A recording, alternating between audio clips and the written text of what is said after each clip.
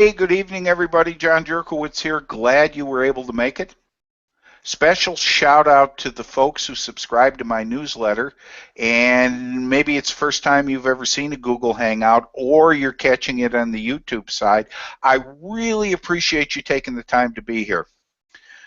It's kind of funny. I was talking to my lawyer the other day, and we were talking about all kinds of different stuff, and I said, hey, Frank, I'm getting ready to do this Google Hangout. And, of course, first thing he said is, what's a Google Hangout? But after I took 4 hours and 15 minutes to explain that to him, I told him what I was going to talk about, and he goes, right around Christmas, are you going to wear a Grinch hat? Well, all of this came up because I had lunch with some people the other day, and one of them was starting their own business. And we got to talking about a lot of the stuff they needed, the boring stuff, the accounting, the loan, just that stuff so you can eat and survive. And I mentioned to them about having some certain policies and procedures, and they looked at me and they said, well, I'm not going to hire anybody. And I said, okay, but are you going to be working in the virtual world? Well, yeah, most of the time. I said, how are you going to protect yourself? So part of what we're going to talk about tonight is we're going to talk about how you do protect yourself and your clients in this virtual world we live in. Because the marketplace, the workplace is changing. I can't reach across the desk and in a dimensional way touch the person who's working with me. We talk about working on joint ventures together. And back in the old days, being 2001, a lot of those joint ventures were with people we could see. I've worked on joint ventures with people that aren't even in the United States. But how do they know I'm the real deal, and how do I know they're the real deal? So we're going to talk a little bit about that. And as an added bonus to those of you who do work in the traditional workplace, I'm going to talk a little bit about references. But before we get to that, we've got a special guest in the panel tonight. The business evangelist. Can somebody give me an hallelujah? Okay. And Catherine, I'm going to let you introduce yourself. Sister? Next we'll be creating little, plastic figurines of me to put on car dashboards everywhere, right? Anyway. Well, there's profitability in it. Go ahead and introduce yourself. Okay? I could be a great marketing trick. There you go. Hey, everybody. I'm Catherine Simblem. Might have seen me hanging around, Google Plus. I'm a, like he said, like the good man said, I'm a business evangelist. I try and match you up with great clients. That's my primary raison d'etre. And I do that through social media and podcasts and radio shows and all kinds of working on that part. That's the latest iteration, learning how to do that. Yeah, and I don't know why my lower third isn't working. I'm officially nameless. Well, anyway, that way you can't be held responsible for anything. That's right. You go la la la la la. Who's that woman at the bottom of the film strip? Okay. Well, and just let me say this. She does an exceptional job. She is currently handling my social media marketing effort for me, and as things are going right now, I'm getting all kinds of comments from people who love what I'm posting, and I'm going, oh, I posted that? Okay. Gee, that's really great. John, oh, yeah, that's me. Yeah, I'm really great. Okay. So, it must be kind of strange, actually. Log on to Twitter. You're like, I never log on to Twitter. What are you talking about? There you go. All right. Well, that was the comedy portion of our act. Okay. And what I'm going to do is a screen share here with you all for a few moments. If you just bear with me. Okay. And I'm going to talk to you about 3 reasons why you need some basic policies and procedures, or the stuff you never learned in business school. And the reason the subtitle's there is when the people I had lunch with the other day, one gentleman looked across the table from me, recent college grad, and he said, gee, they never taught me this in business school. Well, That's another horse to slay for another time. And Catherine, if you have any insights you want to share, please feel free to jump in. Okay, so we're going to go through 3 basic reasons, and I'm going to walk you through how these apply to the virtual world. First of all, compliance. Well, John, I'm an entrepreneur, I'm a solopreneur, I'm a mompreneur, I'm a preneurpreneur. It's me. Why do I need compliance documents? Well, I'm going to give you 2 examples, and the first one, when I started my business in 1999, I began bidding on training initiatives with the federal government. We'd like you to come in and do communication training with the staff of customer service people who work for the Social Security Administration, for example. Okay, tell us how much you charge us to do it, tell us how long it would take, all these forms to fill out. So I fill them all out and I send them in, and that's hurdle number 1. Now, I get to hurdle number 2,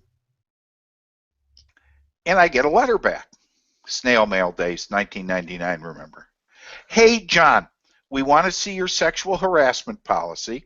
We want to see your drug and alcohol policy. We want to see your violence in the workplace policy. Okay. Now, fortunately, okay, I had spent the past 15 years in human resources, so this was no great big deal.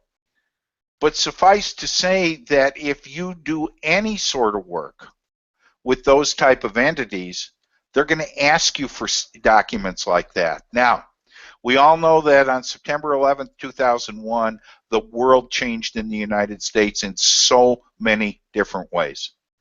And one of the things is that scope kind of expanded beyond the government into a lot of private contractors that do business with the government. They want to know what you have. They want to know that they're going to be safe. And we're going to talk about liability here in a little bit, that somewhere down the road, they're not going to be held liable for the mistakes you make. The second reason is if you should ever apply for a grant. The people that are going to be giving you the money want to make sure that you have some basic policies in place. Now, I'll tell you, there's a real easy way to do this. First of all, you can go to the U.S. government's website, okay, USGOV, and they'll give you template forms. The real neat thing about that, and I'm just going to talk about drug and alcohol policies. Most drug and alcohol policies are based on the Drug-Free Workplace Act of 1986. Say that 10 times real fast. Okay? It's about a 5-page document. I got to tell you, I'm a company of one, and basically I decide if I get drug screened, but the government doesn't care about that. What they care about is there is a procedure should it be required. Same thing with sex discrimination, violence in the workplace, number of other things. You can actually go online and get a template, and what I would suggest you do is take that template and put it into a policy manual. And when they ask for all these documents, you can go ahead and say, here's my policy manual. Well, John, I don't know. You know, what's the chances of that happening? I'm working with a client who said, hey, we love the work you do and everything, but our auditors want to make sure that you're everything you say you are and you're safe and you're not going to run off with our safe and blah, blah, blah. We'd like you to furnish us how you run your organization and some basic policies. Now, why is this becoming so important? For a couple reasons. The first of all, the traditional workplace has become pretty static, and what's become very dynamic is the virtual workplace. So when I go to do some work for you, you need to be sure that not only is my integrity firmly intact, but that legally I have everything in place not only to protect myself, but to protect you also. Okay? And that's super, super important. You know, just because we can't shake hands or just because you can't walk into my office doesn't mean I don't have a degree of liability when we work together. That's the third thing I want to talk about briefly in the area of compliance. You really need to have a mechanism in place to protect yourself.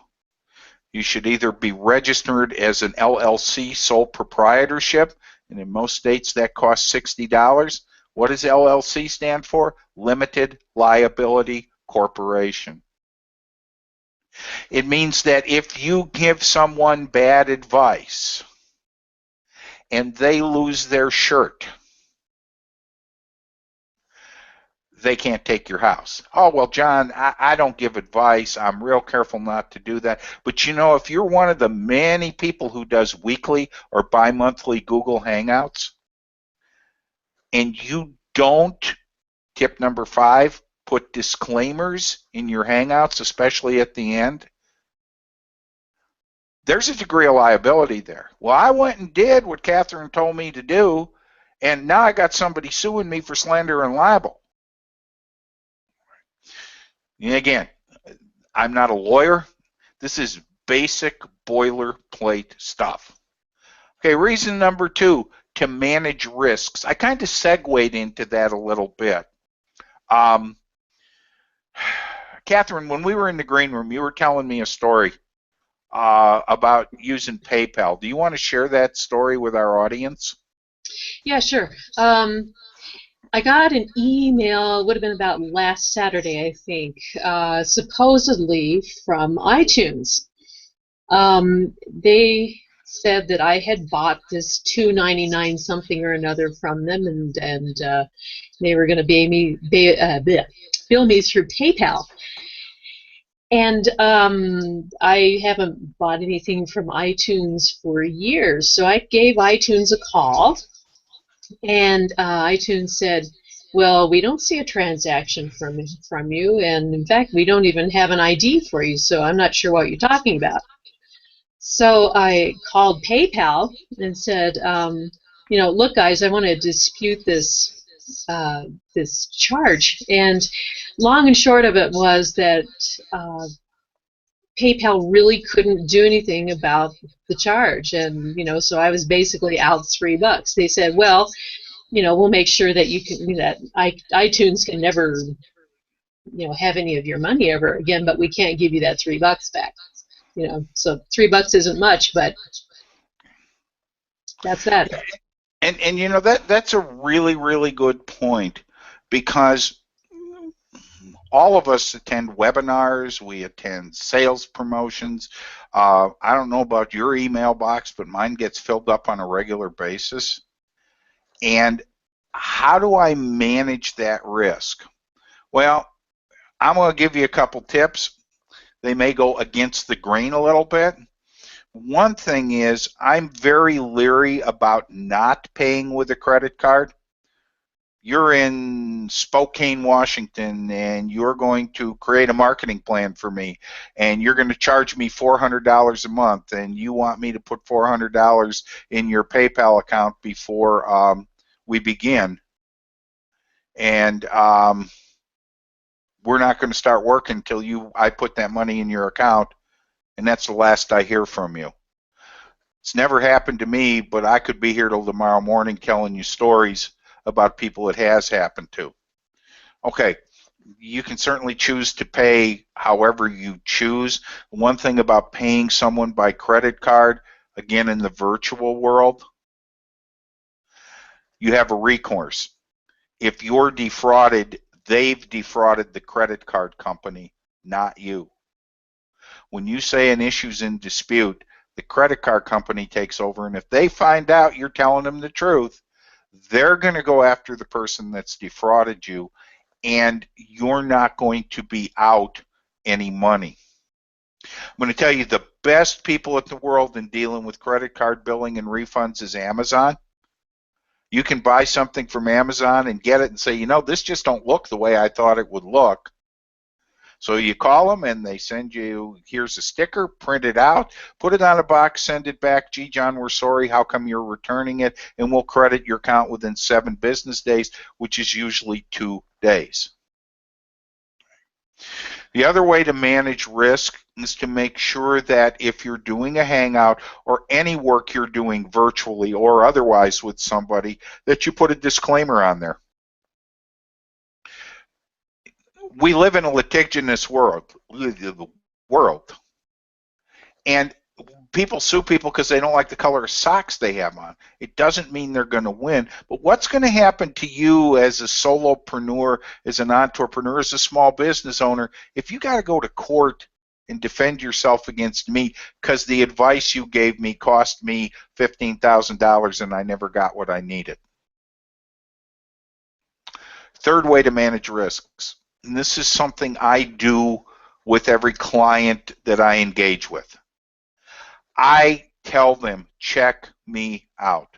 I will be more than glad to give you the names of people who have worked with me in a variety of different ways, and I want you to check me out. Why? Because you're going to give me a significant amount of money. I'm that good. And when I take that money from you, okay, I want to make sure you're 100% satisfied, and I want to make sure you know what you're getting into.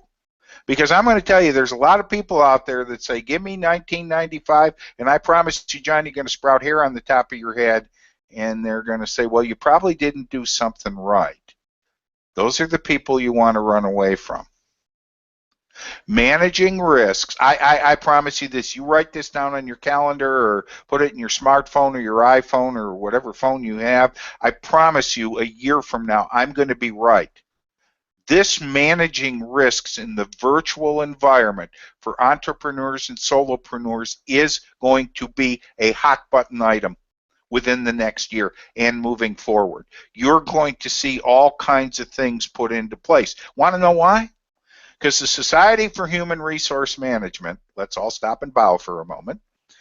The Society for Human Resource Management has determined that coaches, consultants, and entrepreneurs are actual careers. Now, if you're one of those people, I guess that comes as news to you, that what you've been doing, the things you love to do, are now bona fide jobs. And with them are going to come all these things. So, reason number 3, continuous improvement. I can only get better when I challenge myself to create policies, procedures, and goals for me. I think, just John's opinion, this is not legal advice, this isn't advice, John's opinion is that I think as a group, solopreneurs, entrepreneurs, mompreneurs, entrepreneurs, preneurs, I think we have an overriding inferiority complex. I think that's why we're such a close-knit group with one another. Because to a lot of people in the outside world, and I hear it a lot, oh, well, you work in your basement. You can't find a real job, can you? No, I love what I do. Oh, okay. And I think there's an overriding inferiority complex that exists at times. Not with everybody, because I know some of you might be out there shaking your heads violently side to side. Not me, John. I'm wonderful. Good. I'm glad you are. I sincerely am glad you are. But to a lot of people, especially people getting started working in this virtual environment, I can go back a year and a half when I began doing this, and my head was spinning. Okay? I didn't know who to trust, who not to trust. I got burnt a few times. But as this grows, and as I'm going to use the words legitimate world, what the legitimate world now deigns as being real, you're going to see this expand. And the people that are going to survive aren't the used car salespeople and the aluminum siding people. They're going to be people that are providing real value. They're going to be the creators. So you want to manage your risks. You want to limit your liability, and you want to continually improve your corporation, because really, that whole thing about a LLC, sole proprietorship, that didn't come out of John's head. Do a Google search on it. They're going to tell you you're a corporation. You are a legitimate business entity. Now, I know you may sit at your kitchen table and you may do whiz-bang hangouts and be the most popular person in the world. And if you are, I'm gosh darn glad for you. But you're still a corporation. And you still need to put some of those checks and balances in place, because there's all kinds of people out there who are just waiting for an opportunity to take advantage of you. Okay. And what about the people you work with? And somebody asked me the other day about, well, let me tell you a horror story. Okay, Catherine's heard this horror story. I got a phone call from a client who said they had a big problem. So what's your big problem? Well, we happened to hire someone who worked in an industry that is inconsistent with our values. I said, okay. And one of our employees happened to see that new employee in a film. Okay. So, like, I hope we don't have to play Clue here. I think you kind of get my drift. So I said to them, give me the person's name. And they did. And I typed it into the little search box. And they were correct. That person was indeed in an industry that was incongruent with the values that their company professed. And I said to them, how come you guys didn't check this out? And it was dead silent. It's easier not to hire than it is to fire. And again, remember, we're coming into the virtual world now. So we're talking about hiring people to potentially do your website, small business consultants, small business coaches. Okay. I deal with a lot of people in my role as a small business coach, and they'll say, John, where do you think I should put my money in? And my answer to them is, where do you think it's going to do the most for you? You want to be able to check these people out, and you want to make sure they are who they say who they are, or you end up like my client going, gee, we've got somebody here that if one of our customers does a Google search on, we might lose a customer. So let me give you a couple tips. First of all, a bit about background checks. Now, I'm going to use myself as an example. I'm sitting here on the banks of the Ohio River in Owensboro, Kentucky. And Catherine's going to hire me to promote her business. But she really doesn't know me. So she does a background check, a local check on me. It's the easiest, it's the quickest, and I come back smelling like a rose. I'm the proverbial angel. Now, usually a local background check costs anywhere between $35 and $75, depending on the agency, virtual or real, that you use. It'll usually take into account the city and county you live in, and most of the time, it'll take a 4 to 5 county area around it. But now I'm going to give you my situation or circumstance, just on a local check. If I go about 20 blocks from my house, I stand on the banks of the Ohio River and I look across, and there's the state of Indiana. If I happen to have gotten a DUI or held up a liquor store or robbed a bank, that local check's not going to show up there. Secondly, if I have been involved, highway patrol stops me. I have a client that's in the transportation industry, and one of the things that they look at and scrutinize long and hard is, what's your driving record like? Now, if I get stopped by the state patrol, that's not going to show up in a local background check. I might go to visit one of my kids in a neighboring community, and we go out and have a few beers, and I get hit with a DUI. That's not going to show up in a local background check. Let me carry it a step further. I can, there are federal checks. State of Kentucky's real easy. We're divided into an eastern and western part. So you run a western background check, federal background check on me.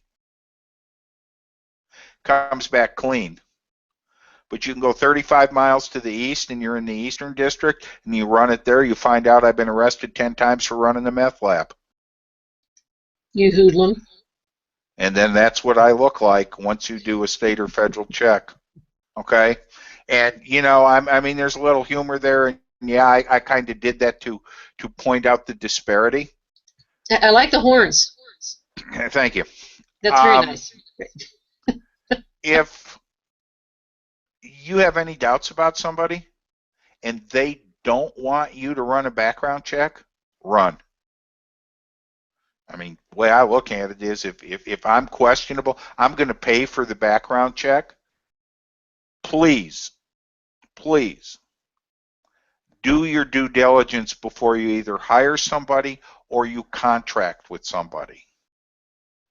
Finally, some additional resources, social media sites, and please use multiple search engines. Don't believe me? Put your name in Google, Yahoo, and Bing, and you'll come up with some different information in each one. A lot of it's going to be similar, but some of that information is different. Gee, I didn't know that. Google is one of the few sites that really zeroes in on search engine optimization. Okay, Bing is a little more, I don't want to use the words user friendly, but it's a little more for the casual user. Internet Explorer has a different focus. Get word of mouth referral, especially if you're going to contract with somebody. You know, I don't know about you, but I must get 100 newsletters a week, and it's my own fault for subscribing to them. But all of them are going to make my life wonderful, and they very well may. All of them want both my grandchildren and the second mortgage on my house to do it. How do I know they are who they say they are? Well, their friends really think they're wonderful. Okay, you can go to somebody's profile page, and when I mean social media sites, check me out on LinkedIn, check me out on Google+, check me out on Facebook. Okay, make sure I am who I say I am. I just want to jump in here too, John, that most reputable offerers of services will actually have a page on their website where you can check out, you know, testimonials, or where you can check out past clients. And if you don't, and if you are a service provider, it's not a bad idea to have such a web page on your site. Catherine, you raise an excellent point. Get people's permission to use their testimonials. Okay, Mm-hmm. I will say to people, hey, did you enjoy working with me? No, I didn't. Never mind, go away. No,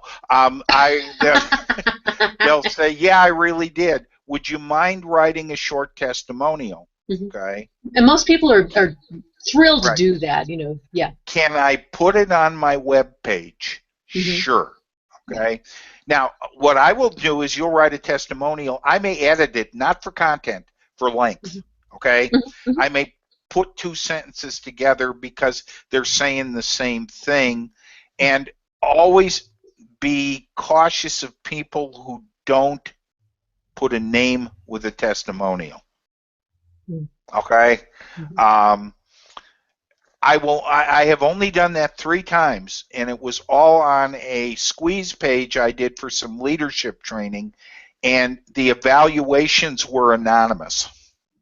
Mm-hmm. So I had no idea who wrote what they wrote, okay? Mm-hmm. But down in the fine print, you can read all that. But that's an excellent point. If I don't have any testimonials, I call them I love me pages, okay? If I don't have any testimonials, or I haven't been working with a lot of different groups of people, now, I know there's many of you out there, many of my faithful followers, who are just getting started, okay? And I understand that. But, you know, one of the things I did when I first got started in this platform is I volunteered to be on everybody and their brother's hangout, and got in there and then said, hey, did you like what I was, yeah, would you mind writing a short testimonial for me? Okay, or would you come over to my hangout and just write, you know, and of course I reciprocate and do the same thing. So I hope you really enjoy. Catherine, you wanted to say something, either that or Just, you're getting ready to have a stroke. really quickly, just to just a really quick addendum to what you had to say, just to support it. One of the things that we give up when we become business owners or we become providers is anonymity. And if you're not willing to put your name behind what you're offering, then sorry, that's kind of hinky. I mean, that would be kind of, there's actually a website. This is very quick, I promise. I know we're going to go over time. That's all right. Just up the road here, basically, where the owner of this theater refers to themselves as Danny with no last name. You know, they give the backstory. Danny bought this property, blah, blah, blah. Danny did this, Danny did that, you know, blah, blah, blah. And you're kind of left going, who's Danny? It turns out Danny is a woman, first of all. Her name's Danielle. No, it's kind of like, wow, okay, that was weird. But anyway, just a little anecdote. I think that's an excellent point too. Well, listen, before we close out, what do you got going on there? Anything you want to talk to us about? Any special offers you got going on? Anything like that? Well, I told Santa the other day that what I wanted for Christmas more than anything else in the world, and I'm batting my big brown eyes as I say this, is some email subscribers. And to some LEM services online.blogspot.com. If you subscribe, I will give you a free copy of my ebook that's called The Utter Moron's Guide to Getting Online, and there's a subtitle that's too long that I won't tell you right now. But anyway, this will be the new and updated PDF version that has pictures and all kinds of other goodies in it. So that's it. Great. And could listen, because your last name's about as unique to spell as mine is. Okay. Would you like to belong to the Strange Names Club? Yeah. Would you like to spell that so Sure. people can go to your blog? Okay. It is spelled thus: SYMBLEME, and then services online. It's all blocked together. It's at blogspot.com. And Okay. if you're part of the Google Plus community, you can just type her name in the search box and add her to your circles and invite her to your hangouts and the whole 9 yards. Yep. This is my last hangout for the year. One of the things I want to share with you is I basically haven't done it. Well, basically, I haven't done a hangout since early November. My mom's been very ill. I kind of took some time off and just kind of dealing with those type of things. I appreciate those of you who have inquired. Hey, John, where'd you go? Blah blah blah, stuff like that. But starting in the new year, we're going to kind of take off in a completely different direction, and probably going to not do another hangout the rest of this year. But pick up early part of January. I've got some really, really interesting stuff and some really good offers for you folks. So however you choose to celebrate the 25th of December, I hope you enjoy it. And I will talk to you soon. So you have a great day.